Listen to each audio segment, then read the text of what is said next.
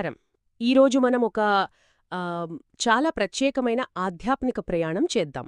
మన శ్రోత ఒకరు స్కంద పురాణంలోని వైష్ణవ ఖండం గురించి ప్రస్తావించారు. దానాధారంగా కార్తీక మాసం విశిష్టతను కొంచెం లోతుగా చూద్దాం. అంటే ఇన్ని మాసాలున్నాయి కదా, మరి కార్తీకానికి మాత్రమే ఎందుకంత ప్రాధాన్యత? అసలు పురాణాలేం చెబుతున్నాయి తెలుసుకుందామా? తప్పకుండానండి. ఇది చాలా ఆసక్తికరమైన ప్రశ్న అడిగారు.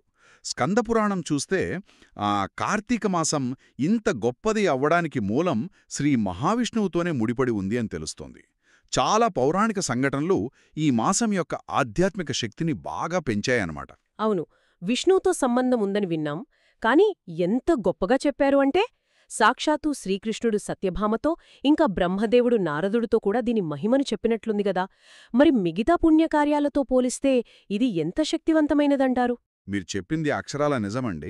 స్కంద పురాణంలో చాలా స్పష్టంగా ఉంది. లోకంలో ఉన్న అన్ని తీర్థయాత్రలు, మనం చేసే యజ్ఞాలు, ఇచ్చే దానాలు, వీటన్నిటి పుణ్యఫలాలు గలిపినా సరే అవి కార్తీక మాస వ్రతం చేస్తే వచ్చే పుణ్యంలో 16వ వంతుకు కూడా సరిపోవట. 16వ వంతా? అంత తక్కువ మిగతావన్నీ? అంతేనండి. అంత గొప్పగా చెప్పారు. ఇంకా చెప్పాలంటే పవిత్రమైన పుష్కర స్నానం కన్నా, కురుక్షేత్రంలో నివసించడం కన్నా, చివరికి హిమాలయ పర్వత దర్శనం కన్నా కూడా కార్తీకమాస వ్రతాచరణే గొప్పదని నొక్కి చెప్పారు. ఈ పోలికలే చాలు కదా దాని ప్రాముఖ్యతను అర్థం చేసుకోవడానికి. 16వ వంతుకు కూడా సరిపోపోవడమనేది నిజంగా ఆశ్చర్యంగా ఉంది. ఇంత గొప్పతనానికి అసలు కారణమేమిటంటారు? కేవలం విష్ణువుకు ఇష్టమైన మాసం అవడమేనా, లేక ఇంకేమైనా ముఖ్యమైన సంఘటనలు జరిగాయా ఈ మాసంలో? కేవలం ఇష్టమనే దానికన్నా ఇది విశ్వంలో జరిగే ఒక కీలకమైన మార్పుకు సమయం అని చెప్పొచ్చు. ప్రధాన కారణమేంటంటే శ్రీ మహావిష్ణువు తన యోగనిద్ర నుంచి మేల్కొనేది ఈ మాసంలోనే. ఓ, యోగనిద్ర నుంచా? అవును. ఆషాఢశుద్ధ ఏకాదశి నాడు మొదలైన ఆయన యోగనిద్ర సరిగ్గా కార్తీక శుక్ల ఏకాదశి నాడు ముగుస్తుంది. దీనినే ప్రబోధిని ఏకాదశి అంటారు. అంటే మేల్కొలిపే ఏకాదశి అని అర్థం. ఇది సృష్టి పరిపాలన మళ్లీ పూర్తి చైతన్యంతో మొదలవడానికి సూచనన్నమాట. ఆహా, విష్ణువు మేల్కొనడం అందుకే అంత శక్తివంతమైనదన్మాట ఈ మాసం. మరి మీరిందాక వేదాల గురించి కూడా ఏదో అన్నారు కదా, దాని సంగతేంటి? అవునండి, అది రెండో కీలకమైన సంఘటన.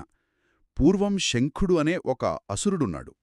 అతను సృష్టి జ్ఞానానికి ఆధారమైన వేదాలని దొంగిలించి సముద్ర గర్భంలో దాక్కున్నాడు. అయ్యో, వేదాలనే దొంగిలించాడా? అవును.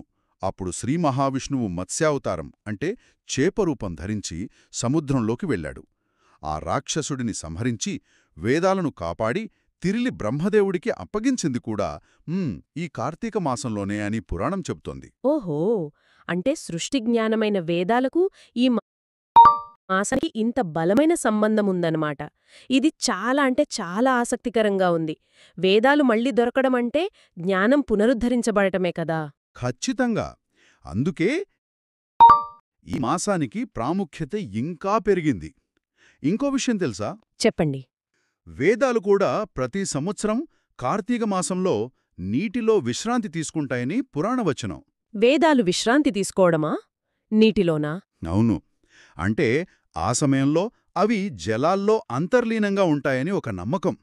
దీనివల్లే కార్తీక మాసంలో చేసే ప్రాతకాల స్నానం అంటే పెల్లవారుజామును చేసే స్నానం అత్యంత పవిత్రమైనదిగా భావిస్తారు.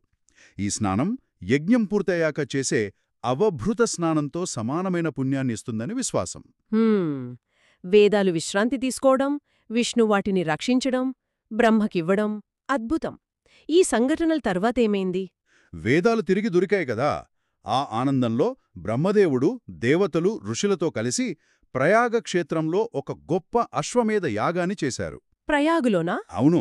అది చాలా పెద్ద యాగం. సాక్షాత్తు సృష్టికర్త చేసిన యాగం మరి. ఆ ప్రయాగే కదా ఇప్పుడు మనం తీర్థరాజని పేర్చుకునే పవిత్ర స్థలం. గంగా, యమున, సరస్వతి నదుల సంగమస్థానం. అక్కడ దేవతలందరూ కొలువై ఉంటారని కూడా అంటారు కదా. దానికి ఈ యాగంతో ఏమైనా సంబంధం ఉందా? అవునండి, అదే ప్రయాగ. ఆ యాగం తర్వాత శ్రీ మహావిష్ణువు ఆజ్ఞాపించారు. గంగా, యమునా నదులతో పాటు త్రిమూర్తులు, మిగతా దేవతలు, ఋషులు అందరూ తమ తమ అంశాలతో ఎప్పుడూ ప్రయాగలో ఉండాలని నిర్ణయించారు. ఓ, అలాగా. అందువల్లనే ప్రయాగ అన్ని తీర్థాల కన్నా గొప్పదైన తీర్థరాజంగా ప్రసిద్ధి చెందింది. ఈ సంఘటనలన్నీ అంటే విష్ణువు మేల్కొనడం, వేదాల పునరుద్ధరణ, బ్రహ్మయాగం, దేవతలంతా అక్కడ కొలువుండడం ఇవన్నీ కలిసి కార్తీకమాసం యొక్క ప్రాముఖ్యతలు ఇంకా ఇంకా పెంచాయి. అందుకే స్కందపురాణంలో చెప్పినట్టు ఈ మాసంలో శ్రీహరిని ఉద్దేశించి చేసే చిన్న పుణ్యకార్యం కూడా అక్షయమైన అంటే అస్సలు తరగని పుణ్యఫలాన్నిస్తుంది. అద్భుతం. అంటేలి కార్తీకమాసం కేవలం ఒక క్యాలెండర్ నెల కాదన్నమాట.